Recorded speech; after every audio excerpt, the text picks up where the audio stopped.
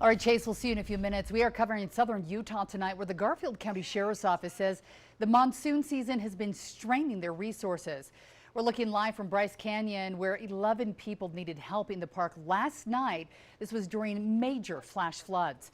Some people were hospitalized with hypothermia, and heavy rain, hail, lightning, flooding, mudslides, all of this were part of a big temperature drop. Samantha Hoffman reports from Bryce on the aftermath and also preparations for the rest of this monsoon season. So Sam, is the park open as normal?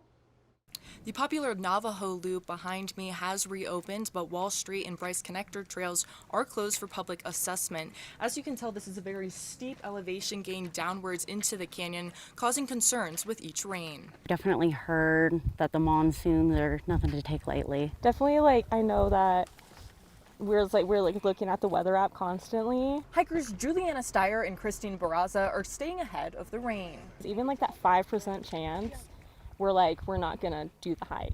It's just too risky. Chief Deputy for the Garfield County Sheriff's Office, Chad Justice, says monsoons are particularly dangerous for Bryce Canyon due to the landscape. As you can see, it's very steep country with very little vegetation to collect rain, which causes significant flooding concerns anytime we get a little bit of rain. He says storms can pick up quickly and result in mudslides and steep temperature drops. With that comes injuries like hypothermia that can be difficult to treat in ample time. Yesterday, during the flooding conditions, it made it very challenging to get to some of the people that needed help just due to the fact that it was completely unsafe.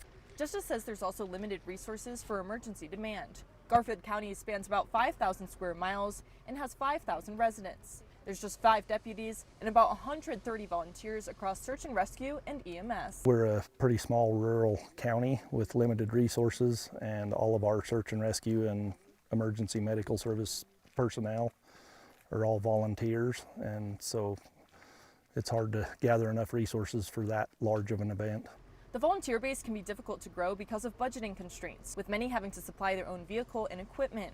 But Bryce Canyon also has park rangers that regularly patrol in case of emergency. They've also, the last few years, they've actually had a preventative search and rescue program where they've got several members of, they call it PSAR, that are out on the trails checking on people, making sure people aren't suffering from dehydration or getting in trouble due to weather conditions. Steyer and Barraza think it's good the park has some sections closed for safety, as even in open portions, they've seen people come unprepared or unaware of weather risk. You don't really know what's gonna happen. And I guess if you do go, it's just the precautions. Just have that in the back of your head. It's a natural disaster for a reason. You can't predict them. Chief Justice recommends hikers regularly check the weather and make sure you have appropriate clothing, food, and water for the adventure that you are going on. I also reached out to the park asking if they plan to have any additional closures during monsoon season for added safety. They did not get back with an answer, but the Sheriff's Department did say they believe they do a good job in knowing when to close down. In Bryce Canyon, Samantha Hoffman, KUTV News.